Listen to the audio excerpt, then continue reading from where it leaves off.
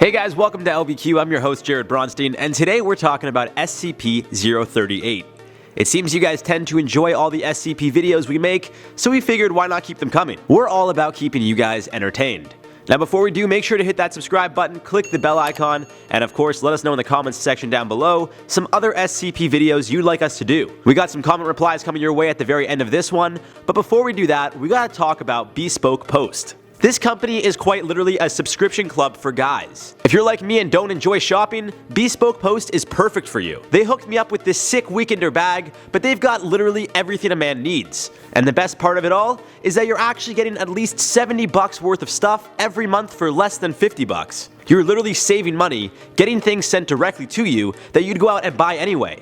It's a win-win. There aren't any commitments either. If you want to swap your box, just check out their site and pick whichever one you feel would suit you best, no problems at all. They change their selection every month as well, so you're sure to get your hands on some new goodies every single month. This month, they got Frost, Roast, and of course my favorite, Weekender, which are all perfect for the harsh winter that has apparently already arrived. What's not to love? Check out Bespoke now. We'll be dropping the link to their website in the description down below, and shout out to them once again for sponsoring us. And now let's explore the idea of SCP-038 being a real-life entity. So what exactly is SCP-038? Well, in simple terms, it's a tree that has the ability to clone things. Yeah, sounds pretty crazy. But there seems to be much more to it than just that, as there usually is with these creatures. According to the SCP Foundation, SCP-038 was found on an abandoned farm, somewhere in the state of New York in the 1900s. At first observation, it was believed SCP-038 was an apple tree, and it certainly can be, but it can also create many other items. In fact, it's quite interesting how this tree works. It will clone anything that touches its bark fully within minutes. There is, however, a weight limit of approximately 200 pounds, which has been confirmed through previous tests. So far, SCP-038 has cloned the likes of fruits, including apples, oranges, watermelons, eggplants, as well as candy bars, snack foods, even televisions, toasters, laptops, keys, chairs, wine, DVDs, and CDs. Of course, with the knowledge that it can clone next to anything, to no surprise, we can confirm SCP-038 can also clone cats, dogs, and you guessed it, people. However, there is most certainly a catch here. Human and animal cloning is not recommended as it appears they age very quickly. The clones seem to have an average lifespan of just 2 weeks, and it seems they deteriorate from the inside out as they die. On top of this, it's believed each clone is weaker than its previous version. More specifically, SCP-038 was used to clone SCP-500. Upon cloning of the pill, it was determined to work only 30% of the time, with its effectiveness dropping over time clone. Another SCP that was cloned was SCP-173. Upon its cloning, the cloned SCP-173 stopped growing at the 200-pound threshold. This led to the clone to only have its head, right arm, and a partial upper torso.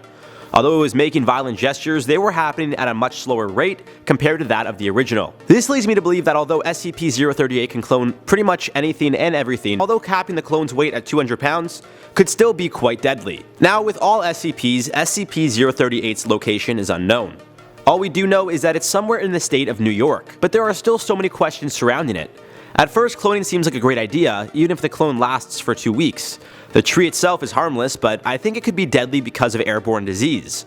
Example being, if someone were carrying a virus or illness and they were to sneeze, could the bacteria in the air be cloned by SCP-038 if it were to touch this bark? I don't see why not. This would then mean it could sprout a mutant or clone of the airborne disease into the air. Although it wouldn't necessarily be as strong, it could possibly still infect some, and they could pass the infection on to someone else, which in a sense would be a clone of a clone. Do you see where I'm going with this? Now the positive is that it can clone things such as money, or whatever else we'd need a duplicate of. Car keys, as previously mentioned, but who is at liberty to use such a powerful object? Certainly not the general public. If SCP-038 were real, odds are the general public wouldn't even be informed. However, if they were, we'd have to trust those working at the SCP Foundation to use SCP-038 responsibly, something that's clearly been an issue before, with one of their workers, who's since been terminated, cloning a hangover pill. Aside from the fact that we would need to trust those with the power of SCP-038 to use it properly, we'd also have to take into consideration where it came from in the first place. Some abandoned farm in New York at some point in the 1900s is all that we can confirm from the SCP website, but that doesn't mean this was just a regular tree that somehow turned into this magic cloning machine. Obviously something was either done to its seed, or, while it was growing, that gave SCP-038 the ability to clone in the first place. Could it have been exposed to radiation? Or is it a mutant of another form of tree? We'd need to find answers as to who used to live at this farm and find out the history of the abandoned farm as well as the area in general. If this tree was in fact man-made, who knows what other beings or creatures could possibly be created by the person or people who are responsible for SCP-038. As previously mentioned, if the public knew about SCP-038, we'd also have to trust that it was used responsibly. The government could certainly manipulate the general public by cloning pretty much anyone and anything if they needed to. A great example would be cloning bodies of people whose disappearance have been a mystery. A more specific example could be Osama bin Laden. They say his body was dumped in the middle of the ocean, but some skeptics believe he's still being held captive and tortured. Others believe he was never caught at all.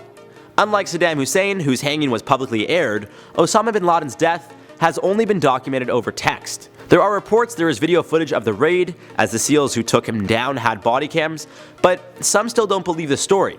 Some claim he had multiple bullets in him and the US government didn't want that image of him getting out, so they didn't and won't release it. Either way, the point I'm trying to make is that with the power of cloning, the government could clone a figure like Osama and release photos of the dead clone. We'd have no idea. Then they could secretly hold him captive, with only those involved in this case having knowledge of the truth. It may sound crazy or far-fetched, and I don't necessarily agree with the idea that because we didn't see photo or video evidence of his death, he's not dead, but I'm saying if SCP-038 was real, this scenario would be a possibility. Who knows what other corrupt things could come from the cloning tree? Would they be able to create another cloning tree by breaking off a piece of its bark and touching the original? Or possibly by planting the bark as a seed of sorts and trying to manufacture another version of SCP-038. These tests would cost hundreds of millions, if not billions of dollars, among all the research necessary to fully understand where SCP-038 came from in the first place, and how it was moved from the abandoned farm where it was found to Site 23 where it's currently being held. Unless Site 23 is the abandoned farm, and they just built around the tree itself. This seems like a much more realistic option, considering if the tree were to be moved, it would clone whatever was touching it in the first place. Also, removing its roots would kill it. Either way, documentation reads, I would like to remind all personnel that SCP-038 is not, I repeat, not a toy. It should not be used for cloning car keys, movies, music, or items from the vending machine.